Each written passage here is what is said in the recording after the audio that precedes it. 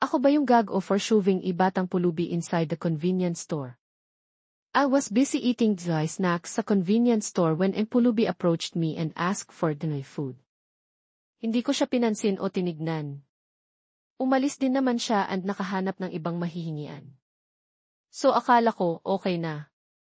As I was finishing the meal, biglang may kumalabit sa right shoulder ko. I was wearing a sleeveless top, so direct skin-to-skin contact yung nangyari. In a shock, napatayo ako bigla and natabig yung batang pulubi anak nung unang nag-approach sa akin na kumalabit sa akin. He was standing close to me noong kinalabit niya ako kaya medyo malakas yung pagkatabig ko.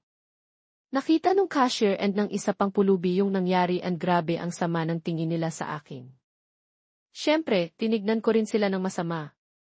Hindi ko kasi gustong nahahawakan ako without the permission. At mas lalong ayaw ko nang bigla na lang may hahawak sa akin, kahit na simpleng pagkalabit lang. So, I don't feel guilty for my reaction. Agad kong sinabi sa friend ko yung nangyari and sabi niya bumalik daw ako sa convenience store para mag-sorry sa pulubi. Ayaw ko nga.